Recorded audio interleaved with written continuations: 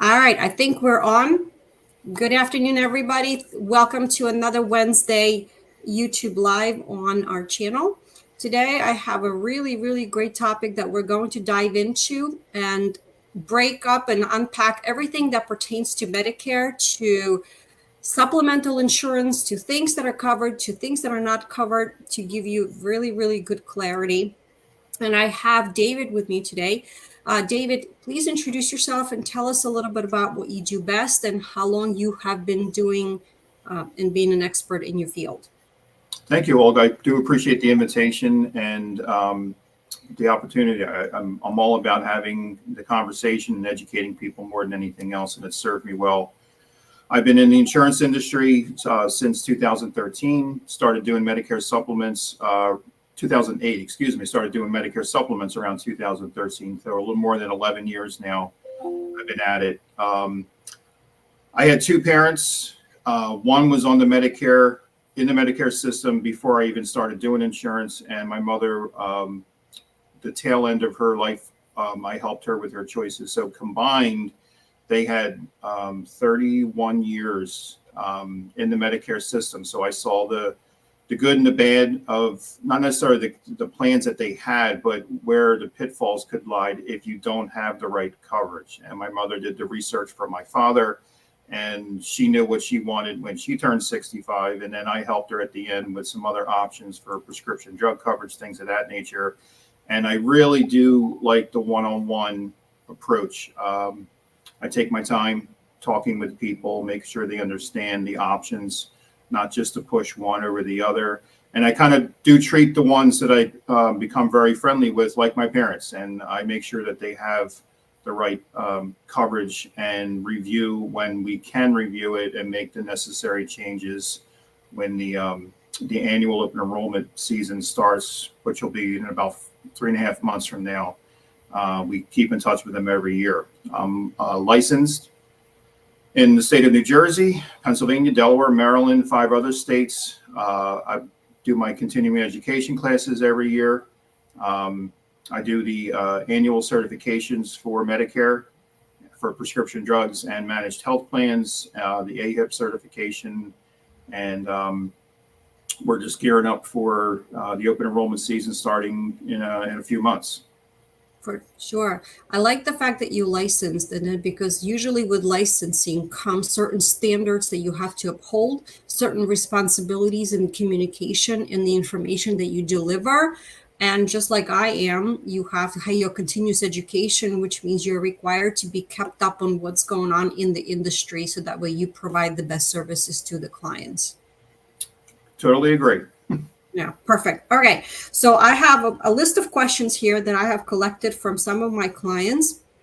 And the first one that I wanted to ask you is, when you become eligible for Medicare, do you have to initiate the process yourself, or does Medicare send you something saying, welcome, let's get started? It depends on the individual's situation leading into age 65. If somebody is already collecting their benefit, they're going to get automatically enrolled in Part B, because in Social Security and Medicare's eyes, they think they've retired already. They may have a spouse that they're getting their benefits for, and they can delay that. But when they turn 65, they get this book. This is for 2024. They get this automatically. An individual gains eligibility for Part A of Medicare when they turn 65.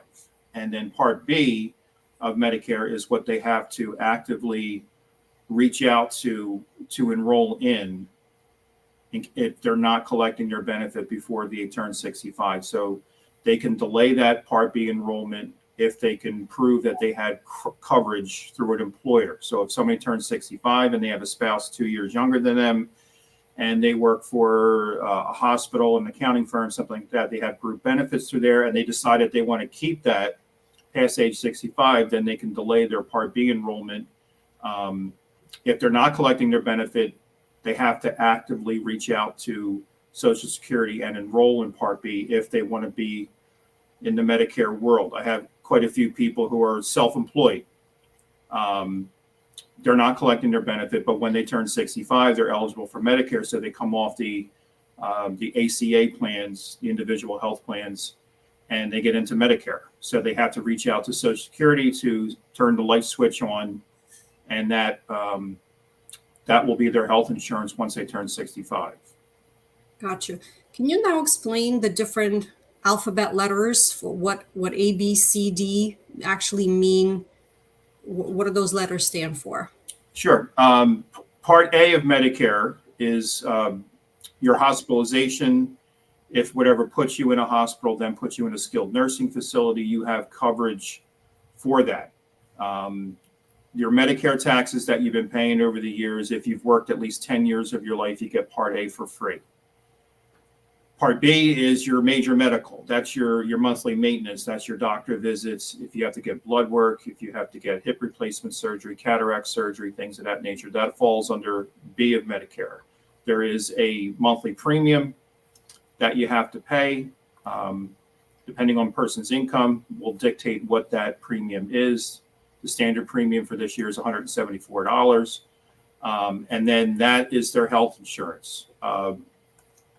They have Part D of Medicare, which is your prescription drug coverage.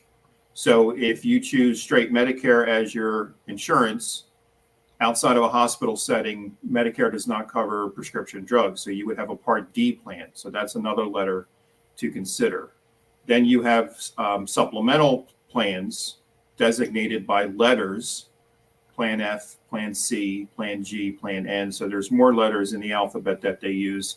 And we can brush on that as far as different types of supplement coverage.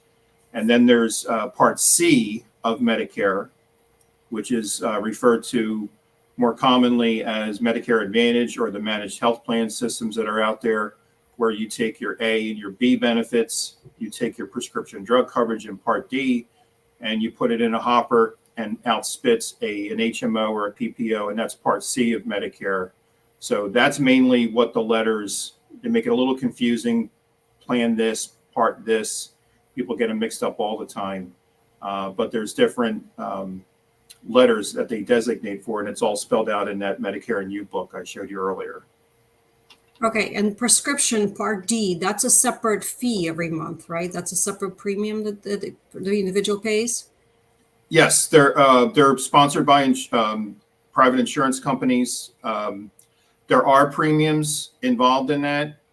Some of the premiums are as low as $0 a month, and some are well over $130 a month. It depends on certain drugs that they're taking, certain deductibles, tier systems, formulary exceptions, things, or formulary setup are different on the higher premium plans than the lower premium plans. And that's part of the service that we do, is we look at an individual's drug coverage and say, okay, based on this drug for this calendar year, this is what is the best plan for them. And we show them how to enroll in a separate drug plan.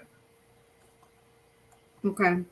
Now let's talk about the things that Medicare does not cover. I think that's important. So we talked about the free. Part A is the hospital, and then B is the doctor's blood work, right? Lab work. And D was prescription. What about, so we have what, dental left? We have eye prescriptions, things like that. Routine dental and routine eye care is not covered by straight Medicare. Also, long-term care is not covered. We get that several times a year. People think that long-term care is covered by Medicare. You can get hearing exams done, but the actual unit that you insert in your ear, for some reason, I'm not a fan of it, but they don't classify that as durable medical equipment. Hearing aids are not included. Outside of, again, a hospital setting, you have to get your prescription drug coverage either through a Part D plan, or if you're a veteran, you could use the VA for that. In some cases, people can get retiree drug coverage through their previous employer, and that would be sufficient. But the main thing that we usually come across is long-term care. People think that it's covered under Medicare, and it's not as of now. But if that changes in the future, great. But for now, that's the big thing that we get: routine dental, routine eye care. If you have cataract surgery, that's considered medical, and that would be covered under Part B of Medicare. So when you say long-term care, what do people typically mean by that question? Well, if somebody goes into a skilled nursing facility or some kind of facility where they need, custodial care, they need 24/7 attention, people get long-term care insurance. It becomes quite pricey as a person gets older. So it's good to look into that. Late 40s, 50s, maybe even early 60s, you can set up a long-term care policy to cover that. You'll get your medical care through your medical insurance, but the custodial part of it, activities of daily living, things of that nature, are not covered by straight Medicare. And that's where having a separate long-term care policy or some sort of home care related policy, that's a private pay. Mm-hmm. And you would have to have either the funds to pay it yourself, or you would have an insurance policy that would kick in and pay that for a period of time. Could be 2 years, 3 years, 5 years, depending on what benefit they choose for that. Right. So you're talking about like independent living, assisted living, things like that, when somebody's considering a senior community because they may need some assistance, whether it's personal care or health related care, right? That's what people are always mistaken, right? Okay. Correct. I want to go back for a second to the dental and the vision plans. So if you cannot get it through Medicare, are there supplemental plans that will help you get that coverage so that way you can still get all your exams and get things taken care of? Yeah, I'm appointed with several companies that offer standalone dental policies. So for X amount of dollars a month, you'll get, $1,500, $2,000, $3,000, depending on what level that they want to choose for coverage. And you will get coverage for cleanings. You'll get extractions, root canals, dentures, implants down the road, things of that nature. You would have a dental insurance policy. So then you would have a separate card for a dental. Most of those plans offer some sort of vision rider where, for an extra couple bucks a month, you can get money towards glasses, contacts, eye exams throughout the year. As an alternative, I tell people to look into not necessarily the box stores, but, your Target Optical, your Vision Works, your America's Best, things of that nature. Some of those plans are sufficient enough for them that, that's good. But they can get a standalone dental policy if they're going to have straight Medicare as their primary insurance and either a supplement or no supplement underneath that. Mm-hmm. So I think we talked a little bit about the cost of Medicare and the Medicare premiums. They are affected by the person's income, correct? Yeah, there's a sliding scale that is determined each year. And the standard premium for Part B, A is usually free. 99 times out of 100, it's free because most of us have worked at least 10 years of our life and you've paid enough into the system. So you get A for free. Every once in a while, we'll come across somebody that either didn't work at all or didn't work enough quarters to 40 quarters is what they were, or 10 years is what they say. But when you have somebody who either on their own or their household income exceeds a certain level, they attach, I call it a penalty, they call it a surcharge to your Part B premium. So that 174 could be dramatically higher depending on what a person's income was 2 years before they signed up for Medicare. It's called an IRMAA, IRMAA. They love these acronyms, but it's a modified income adjustment to a person's Part B premium and also their Part D premium. There's a section in the Medicare.gov website. If anybody out there either has access to Medicare.gov, it's a wonderful resource. I use it, dozens of times a month just to look things up. You could type in IRMAA there and it will say, what the Medicare cost will be. The amounts change from year to year, but they do look at the previous 2 years. So somebody may say, I just had this last month. Instead of them paying $174 a month, now they're paying $340 a month, because 2 years ago their income was at a level when now they're tacking an extra $170 onto their Part B premium, and they're tacking on like an extra $37 or $38, I forget what it was, to their Part D premium. So they have to pay that for this year, and it will get readjusted or relooked at next year for 2025, and they look at your income for 2023. So at some point in the future, the IRMA will drop off, because as we all age, we work less and your income is less. But that is something that could affect. Conversely, for that, if someone's income is below a certain level, depending on the state that you live in, you may get assistance to help pay your Part B premium. And New Jersey has a plan. I think Pennsylvania has one as well, where you have to apply. They look at your situation. The closer you get to Medicaid eligibility could dictate that the state can pay some or all of your Part B premium. So instead of paying $174, you may pay nothing for it. There's a few states out there that offer that type of assistance. So most people that we deal with are right around that $174, and that's what it is for this year. That amount will change for next year. Last year it was $164. And they raised it $10. So we're going to find out in the fall what the Part B premium will be, the standard Part B premium, in about 4 or 5 months from now. They'll announce what the new numbers are for next year.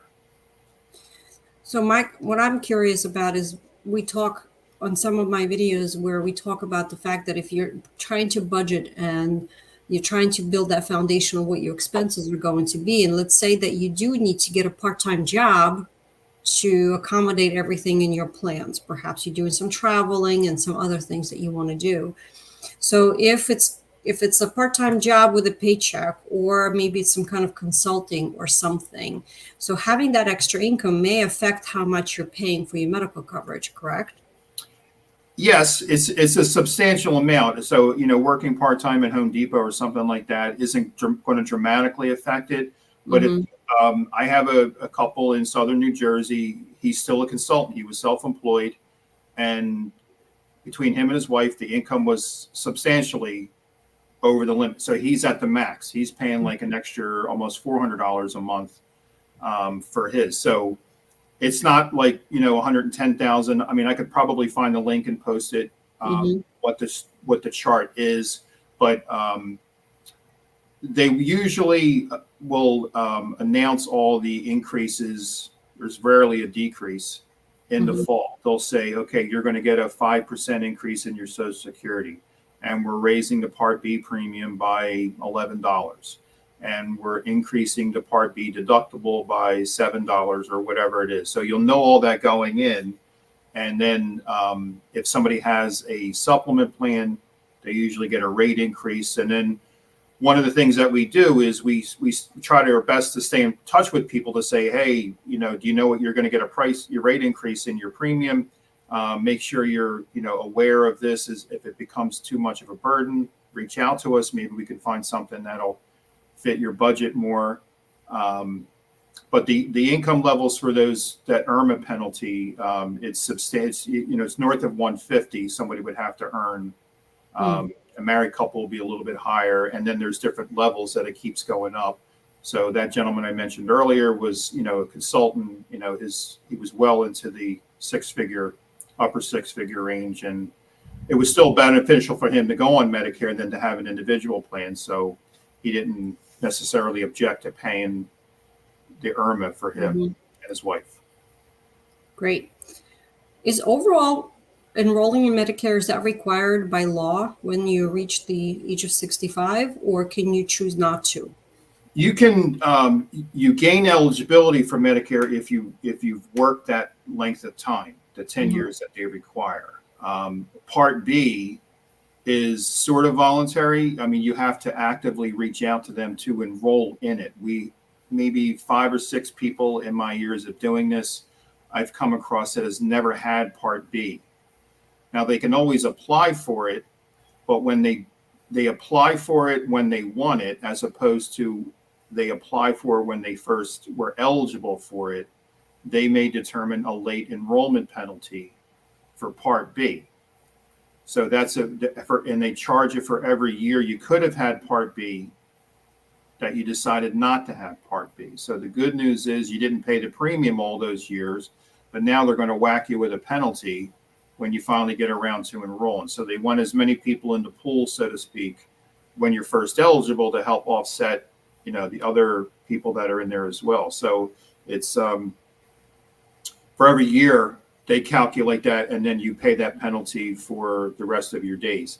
Same thing with Part D, of Medicare. When you have a Part D premium, so let's say your premium is $22 a month, and if they calculated that you could have had a Part D plan 5 years ago, they may tack on a late enrollment penalty for your Part D. So again, the good news is you didn't pay a Part D premium all those years, but now when you do apply for it, you're going to have to catch up to the late enrollment penalty for Part D as well. Sometimes those Part D penalties can be done away with. So if you could prove that you had credible coverage through an employer, or if you're a veteran, VA coverage is considered credible, you can use that as a way to get around the Part D penalty. But it's not necessarily mandatory, and neither, any of the insurance products that we sell supplemental to Medicare there's nothing says that somebody has to have that. It's just available. And we tell them when they're first eligible, they get a lot more options than if they come to me 2, 3, 4 years down the road. So I think it's a good idea to kind of just gauge general circumstances, general situation, because everybody's situation is general, but Yep. just to talk options and plans ahead of time before making the decision. Right.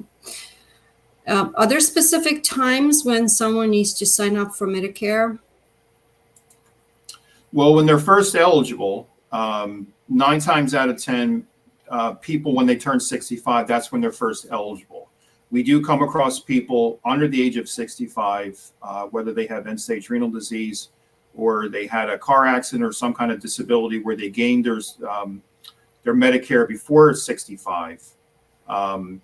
Then they have a window of opportunity to get certain supplemental coverage in addition to their Medicare.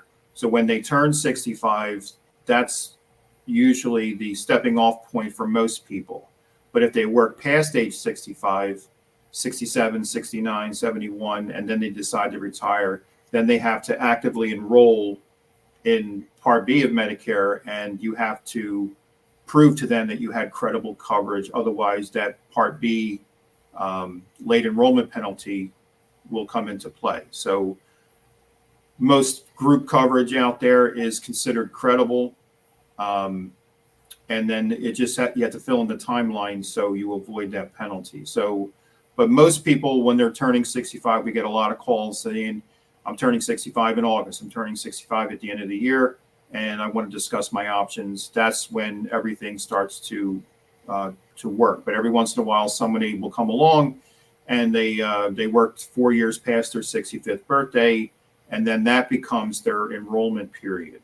The Part B enrollment is the key to it. You want to hold off on that as long as possible if you have credible coverage, because that starts a clock ticking for supplemental coverage that you can get without any medical questions being asked. My father was a dialysis patient, so that worked out great for him. So you want to have as many options as you can when you first are eligible. You don't want to sign up for Part B when you don't need it because you have coverage. They're not going to stop you from enrolling in it. But if you don't need it, hold off on it until you do need it, because that starts that clock ticking when someone enrolls in Part B. And if they come to me and they've had Part B for a couple of years, they may have certain medical conditions that would limit the options they could get for supplemental coverage. Okay. And is the open enrollment the same for all of the benefits? So does that include all the letters plus the supplemental insurance, which is, I think what you mentioned, starts in October, right? And it runs through when? Well, the initial enrollment is when someone turns 65. So if somebody's turning 65 today, this is their initial enrollment. Mm-hmm. They get one opportunity during their initial enrollment. And then every year, Mm-hmm. they get the annual open enrollment, just like They worked at a factory, they worked at a car dealership or whatever. They came around once a year and said, okay, we got our benefits review. What do you want, chocolate or vanilla? And then they gave you 3 days to decide. Well, at the end, in the fourth quarter, the annual open enrollment is a 7-week period of time that if you have existing coverage, depending on what that existing coverage is, they give you 7 weeks to decide if you want to keep that coverage for next year. And that's one of the things that we do with our current clients is we say, send us a list of your drugs, send us if you had a doctor change, did you get a new drug? Did you have an old drug taken off, whatever? And then we review to make sure they have the right plan for next year. If they do, we give them a thumbs up. See you later. We'll talk again next year. But the ones that need attention, we reach out to and say, hey, did you hear that they're changing the benefit structure? Did you hear that XYZ hospital is no longer in network with ABC insurance company? So we do, that part of our review is paramount, because if they have a cardiologist that all of a sudden decides to drop a certain health plan, they get that 7-week period of time to make that change, because they wouldn't be able to do it under normal circumstances during the calendar year. Okay. If someone works past the age of 65, does Medicare work with their group health insurance? It depends on the number of employees. It's the threshold is 20. So if they are Medicare eligible and they have more than 20 employees, they can postpone their Part B enrollment. They could have Part A if they wanted to, and then they wouldn't have to enroll in Part B, because that's the threshold over 20. If it's under 20, then they're going to be required to enroll in Part A and Part B, because Medicare would then pay first, and then you could get some coverage from the group plan. Sometimes you get good coverage, sometimes you don't. But if it's under 20, your small mom and pop accounting firms, things of that nature, they only have 10 or 11 people. You're going to be required to get onto Medicare, because the group health insurance is not going to pay anything unless Medicare pays first. And we had a situation with a cancer diagnosis about 2 years ago now. Somebody came to me and they just didn't know, and they were in a world they didn't need to be in. So, but it's the over 20, under 20 threshold as it stands now. Yeah, and you answered the question, is that when you have the Medicare is going to be the primary, right? They pay first, and then their group or employer health insurance processes the rest, right? That's how that would work? Depending over 20, under 20. Right. Yeah. If it's under, they have to get on Medicare. There's no getting around it, because the group insurance is not going to touch it at all. Okay. What are some of the ways for someone to help control the out-of-pocket expenses for things that are not covered by Medicare? Okay, get that question a lot.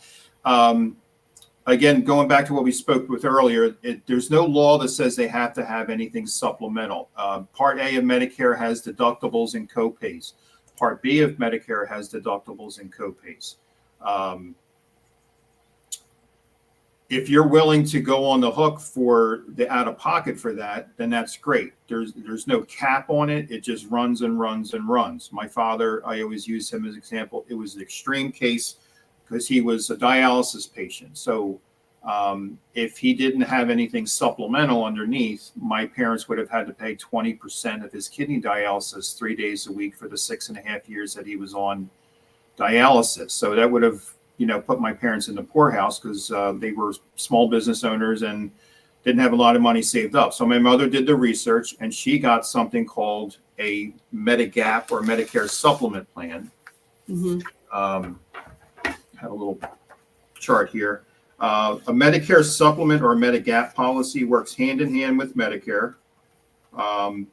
So it covers some, if not all, of what Medicare doesn't cover. And in the Medicare New Book here, if you turn to page 76 for this calendar year, these are the Medigap or Medicare supplement plans that are in there. And they have different percentages. Those are the ones that are labeled by letters. Plan F, Plan G, Plan N, Plan C, Plan D, depending on how much you want of that out of pocket that Medicare is not covering will dictate what your monthly premium is. The more comprehensive the coverage, obviously the higher the cost of the premium is going to be. But you're paying a premium to an insurance company to shift the burden of that out-of-pocket expense to them, whether you use it or not. My father used it all his Medicare years because of his dialysis and other complicating situations. My mother was relatively healthy. So for the first 15 years of her Medicare eligibility, she really didn't use it much other than a cataract surgery or, some tests and things of that nature. So she paid that premium whether she used it or not.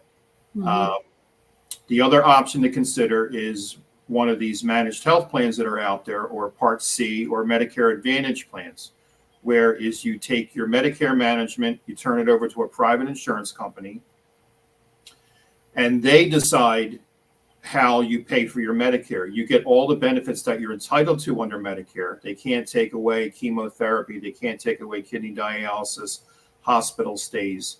They can't do that. They have to give you all the benefits, but how you pay for it, they can control it. So instead of having maybe a small deductible with one of the supplement plans, maybe you have $1,000 deductible and then a $355 copay for each day that you're in the hospital.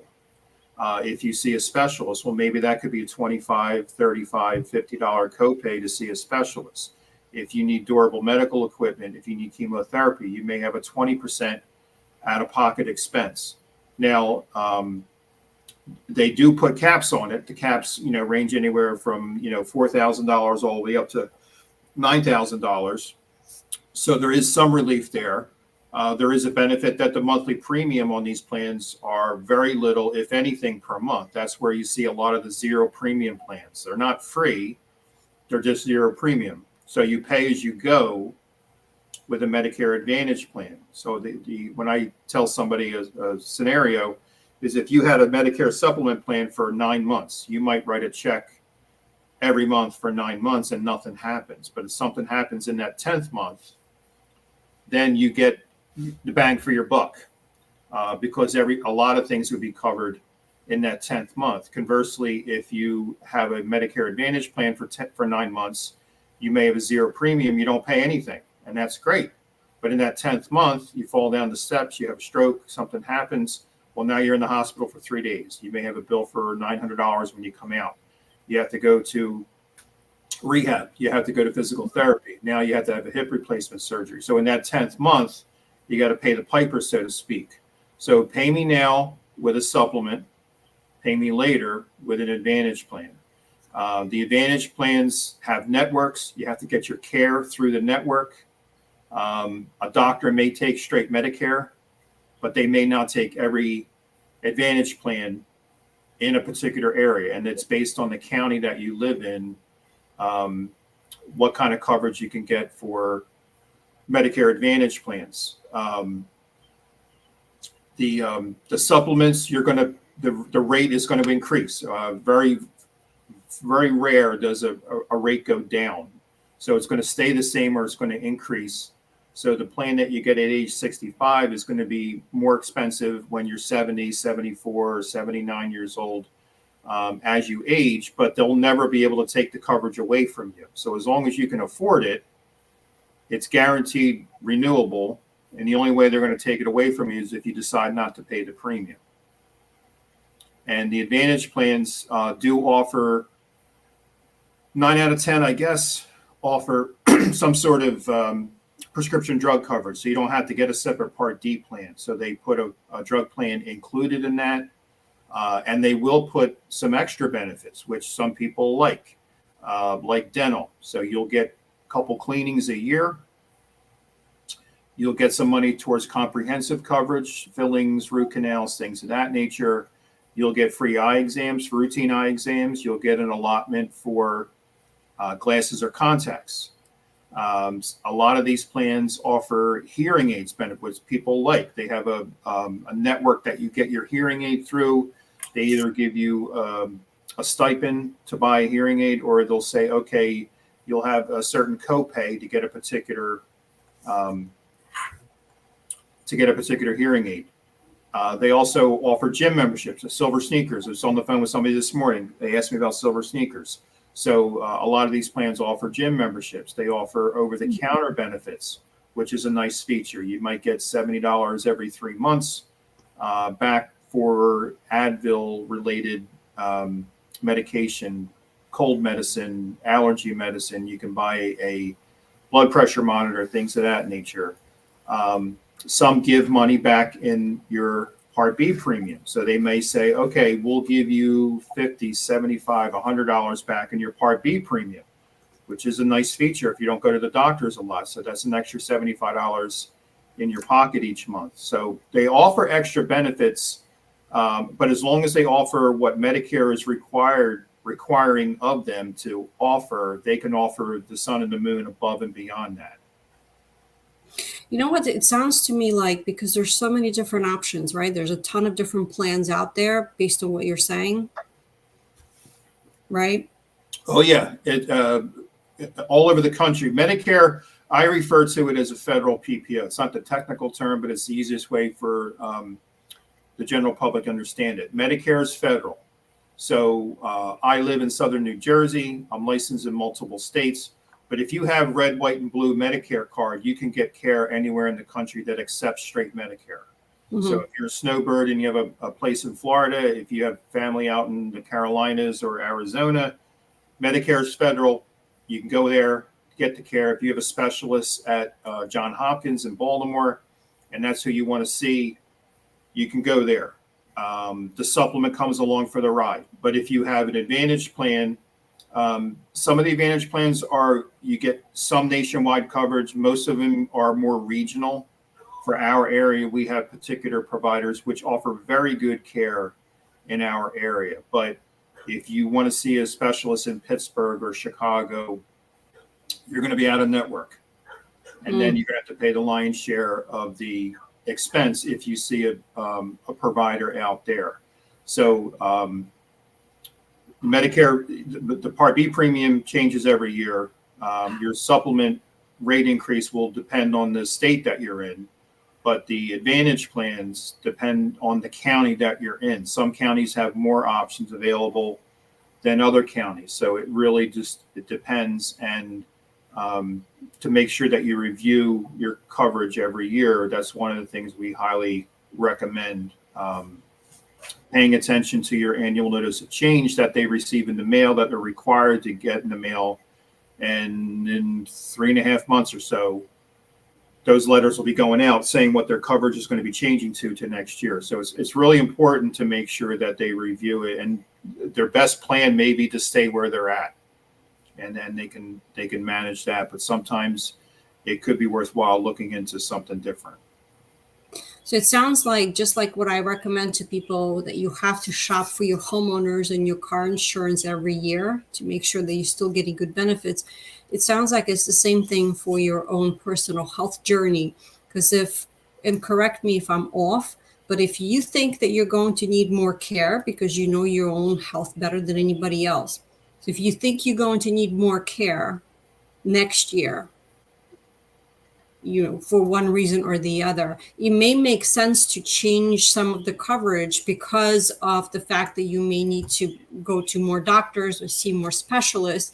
And this is why sitting down with someone like you, because then you're going to ask all these questions and say, tell me a little bit about your health history. Where have you been? Where do you think you're going? What do you think you're going to need to help tailor the plan that is going to fit the needs as much as possible, right? Exactly. So until Medicare starts covering some of the activities of daily living, you want to make sure that you have in our area, Philadelphia is not far away. So we're blessed with having a great network of hospitals on both sides of the river. So, but if you are not in this area, you are subject to the care that you get, and you want to have as much flexibility as possible. Most people like dental.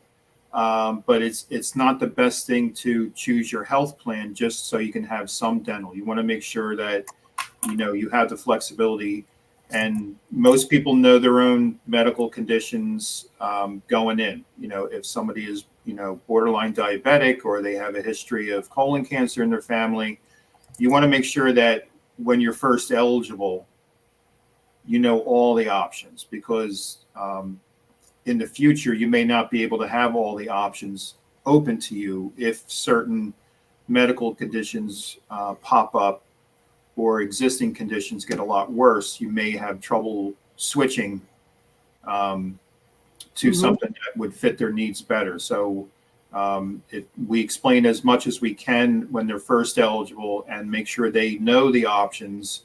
And then once they sign up for the coverage, we keep in touch. Hey, how things are going? Did you get your notice? Did you get your cards? Blah blah blah.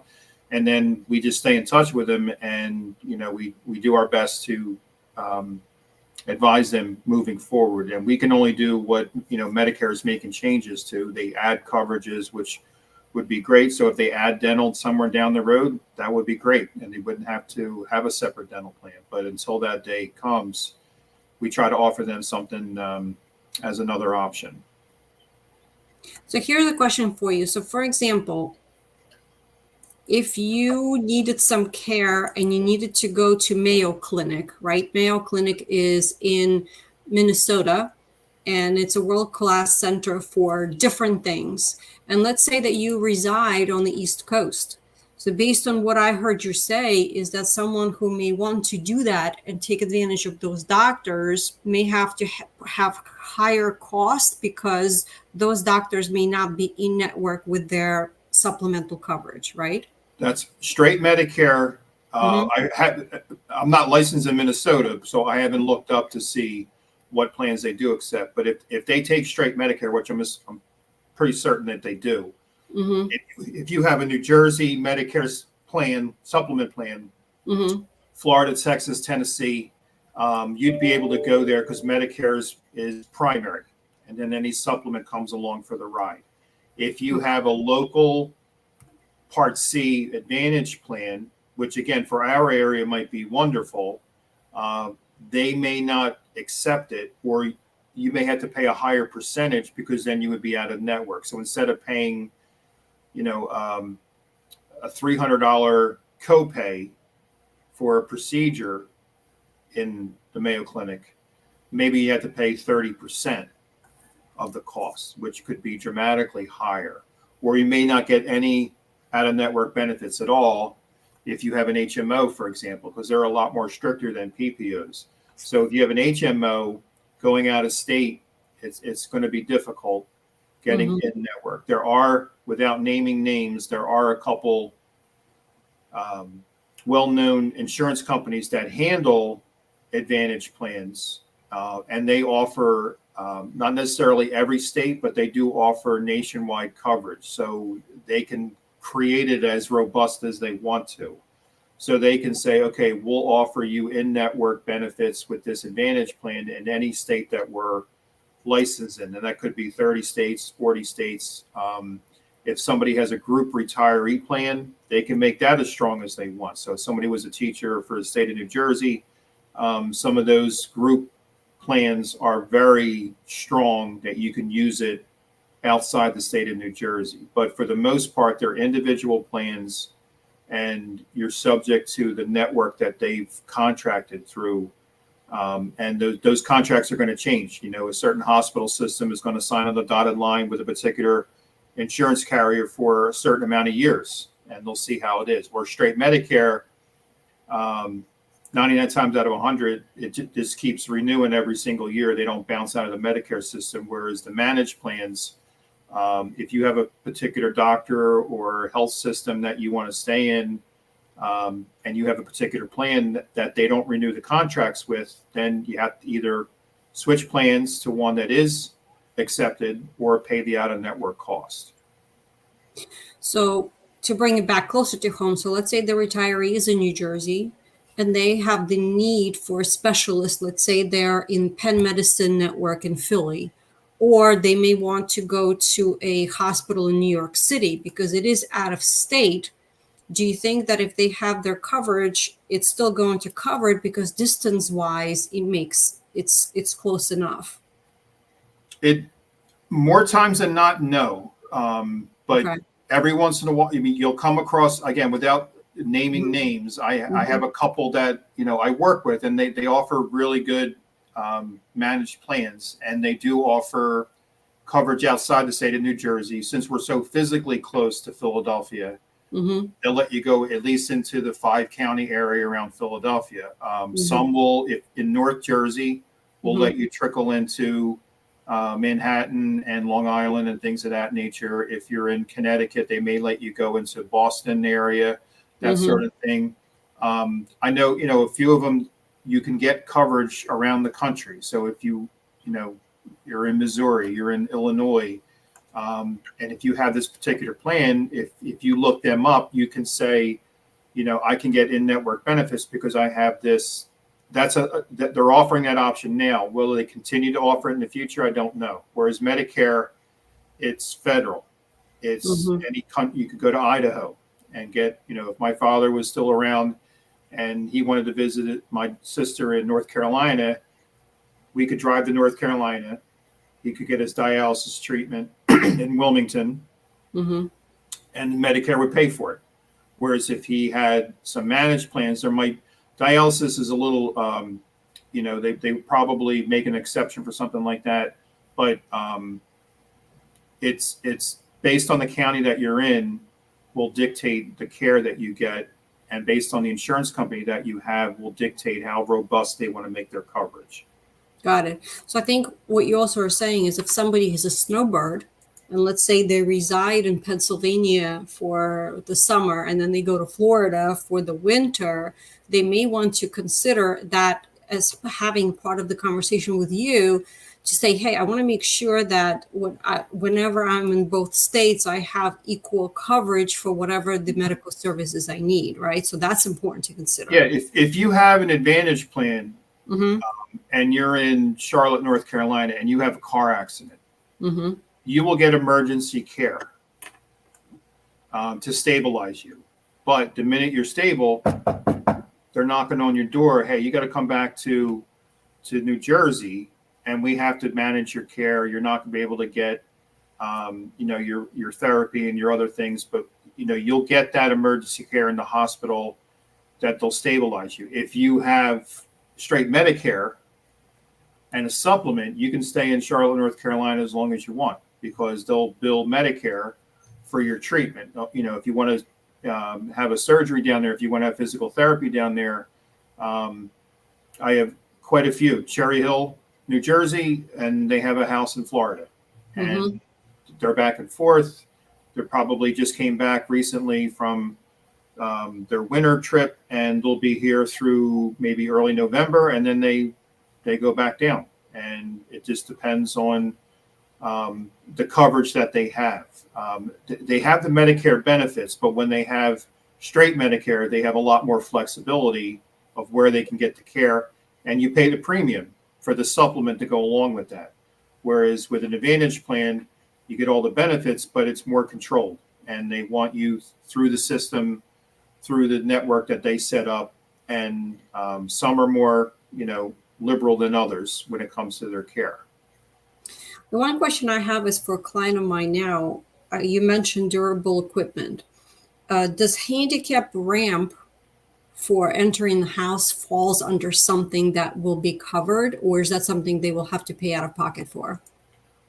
It depends on the situation.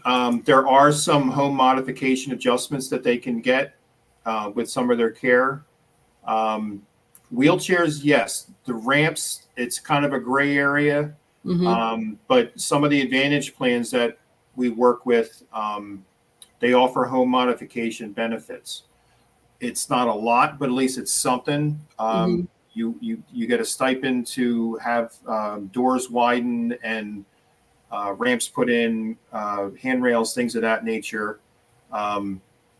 But straight Medicare is not going to cover that aspect of it. They'll cover the wheelchair itself, but Mm-hmm. no modifications to the home under most circumstances. Okay. And you also mentioned about being able to get Medicare benefit earlier if you're on disability. Can you go in for a few minutes a little bit about that? Yeah, so if somebody's 58 years old, I had a gentleman in southern New Jersey, was in a major car accident, went on disability, got his Mm-hmm. disability benefits just after age 60. So he's been in the Medicare system for the last 5 or 6 years. So he got a particular plan. He had Medicare as his primary. He got a supplement to go along with it. And then when they turn 65, they get a rebirth back into Medicare. So he just turned 65 like 5 weeks ago. So he called me up and we switched him to a different plan because there's certain plans you can get under the age of 65, not all. But when you turn 65, the world's your oyster again.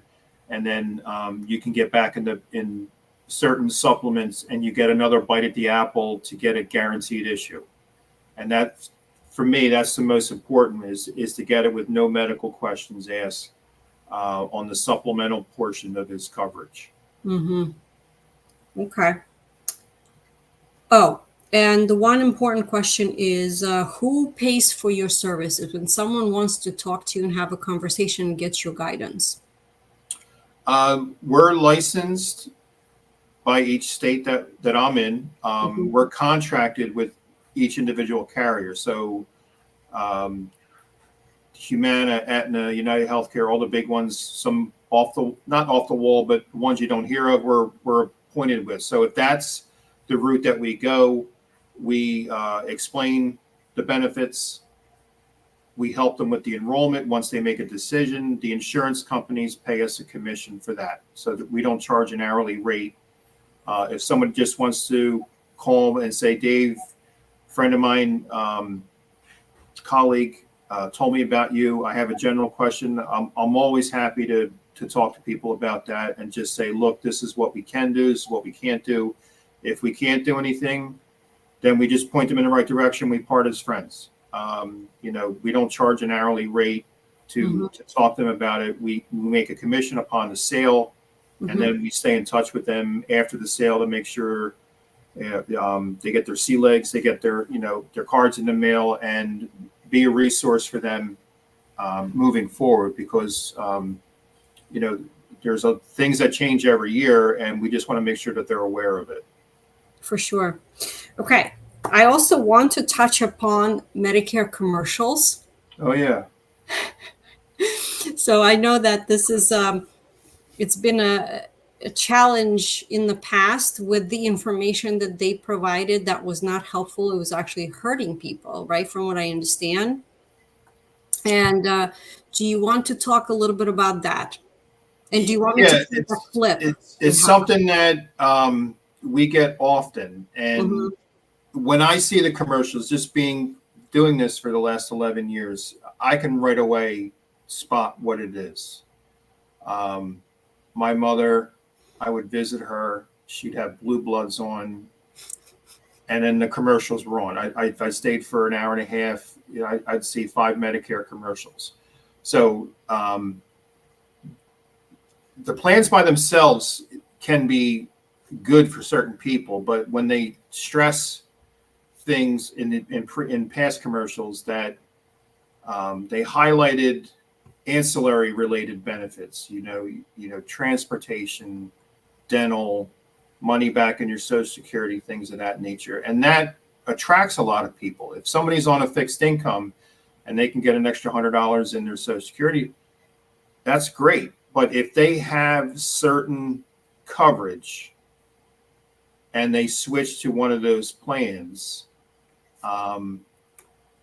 and now they have a network that they go through. So if somebody had straight Medicare and they enrolled in one of those plans, now they're getting all the extra benefits, is what they called about. But now they might be restricted of where they can go to get care for their heart-related conditions if they have to go on chemo. My father, again, was a dialysis patient, where you can go for certain blood work, things of that nature. And then they start saying, well, I didn't have to pay for that before. And that where's the rub. And there's been countless complaints about, how these commercials were presented, and getting recourse after the fact.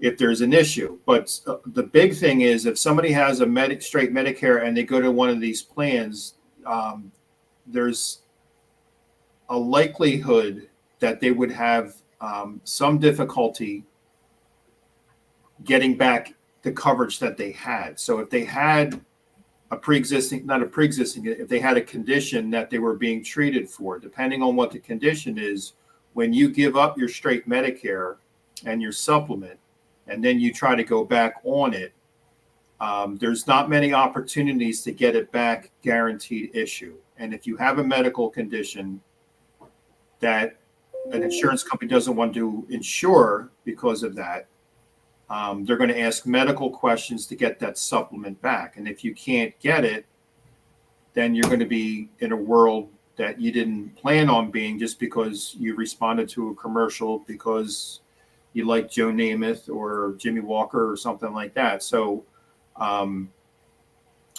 people in that environment, they're left to their own devices. They sit at home and they're watching the commercials and they're just wanting to talk to somebody and they don't realize what they're doing. And sometimes the agents on the other end aren't the most scrupulous persons in the world, and they're just looking for a sale. So they got a sale, they got new coverage, now they have new cards. Several months go by, and they have to go in the hospital, and they come out of the hospital with a $1,300 bill, and they say, well, I never had a bill before. And that's where the problem is. And trying to correct those things is, difficult. And if they can't get back the coverage, then they're kind of stuck with what they have. Very few options to get back in the supplement world at that point. So we talk about both options. Both options are good options, but you just need to be well informed of both. And if you're switching from one to the other, what you're giving up, could be more of a detriment than what you're gaining on the back end. Yeah. Commercial is not always a good thing, and it's not always advertising a good company, probably is a good way to put it. Yeah. And it's not always the right plan for them because people don't realize that they have to look at the bigger picture to see what makes a fit for them. Based on if somebody was a federal employee or they work for the state of Pennsylvania, New Jersey, and they have retiree benefits, they don't need necessarily what I have. I just say, look, you earned that. It's good, really good insurance. TRICARE is great insurance. You don't necessarily need what I'm offering and go forth. But some people on the other end, they're looking for a sale and, they sign them up. Yeah, you can have both. You can do this and that. And then you're stuck. And then trying to unwind it.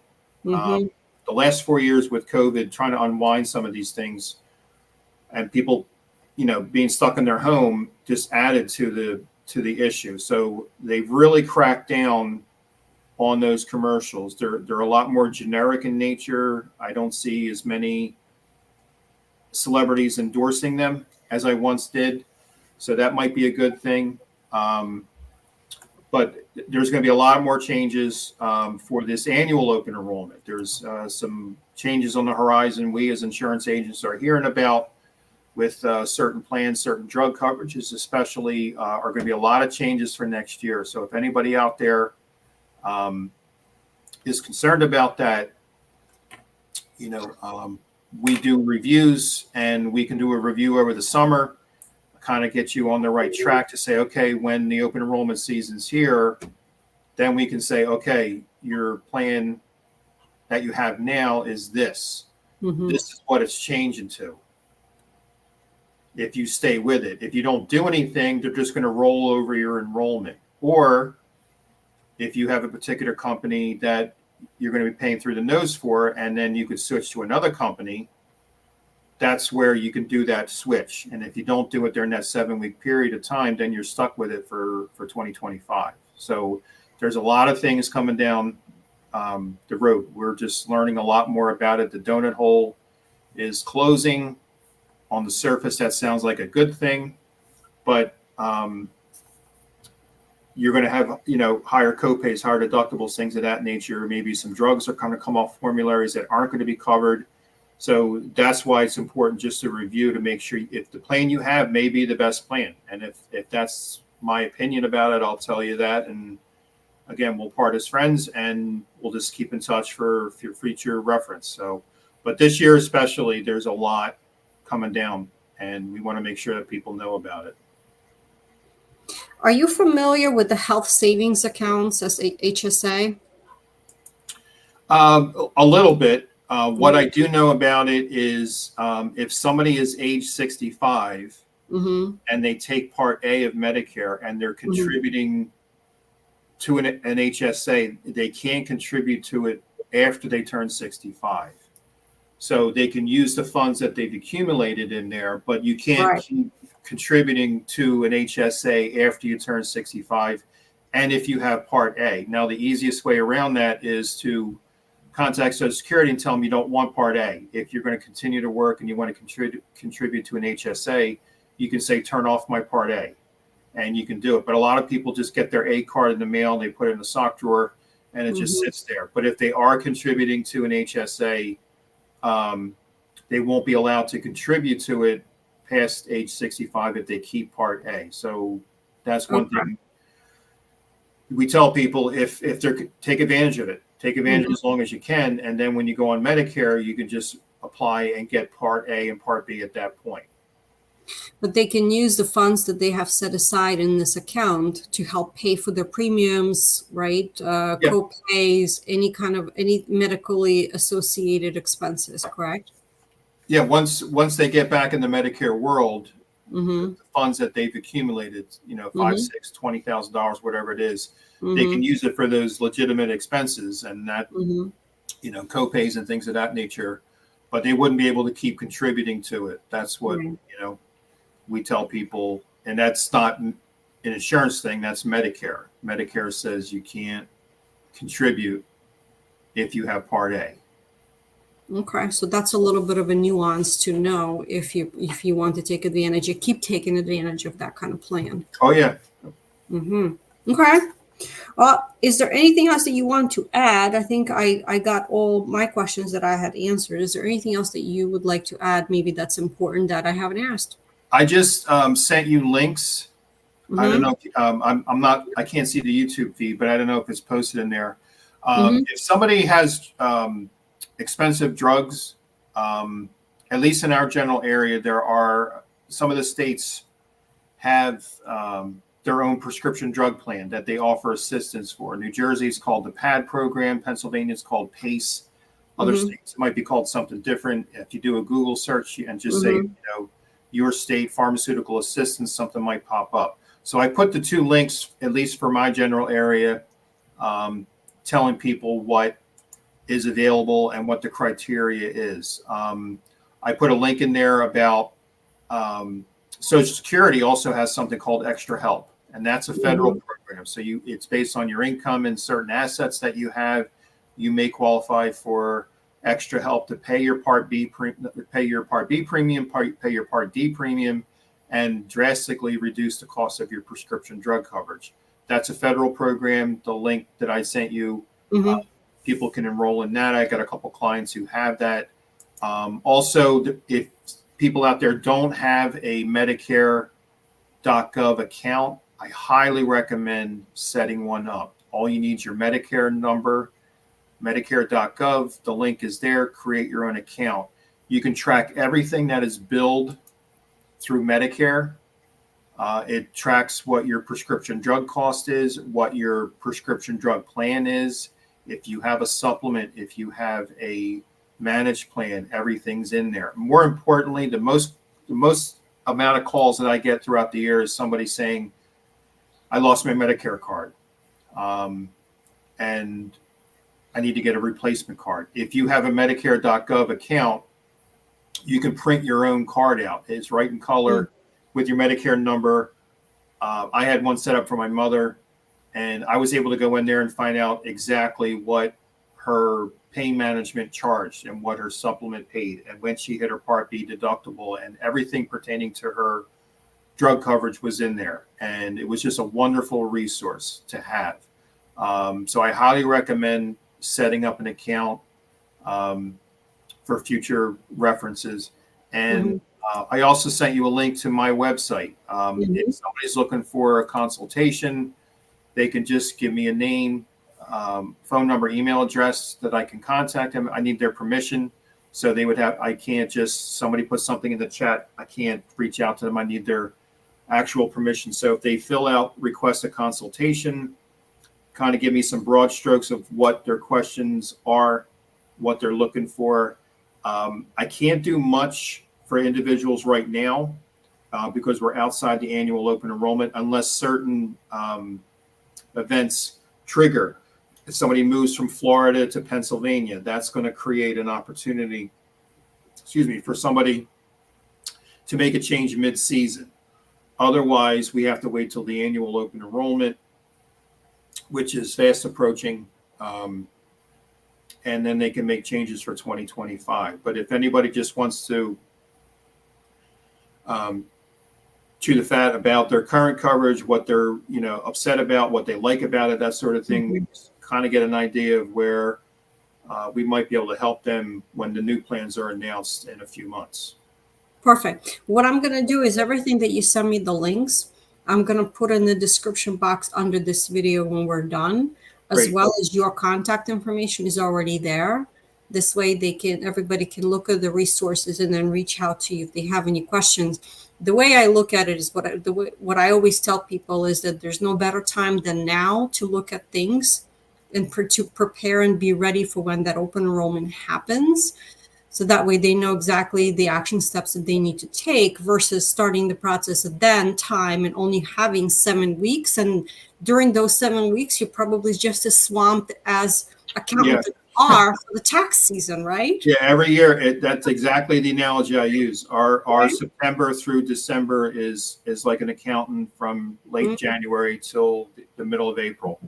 And the further you get into it, can you help my friend? Can you help my brother? I have a cousin in Colorado. Can you help them? And then you don't want to turn people away, but the more things you can get ahead of when that day comes, because once the 1st is here, once the 15th is here, it's turning on a light switch. We can just do the enrollments pretty quickly, but getting a lot of the facts out of the way before then, we're growing immensely each year, and we want to keep getting the word out quicker and quicker to people.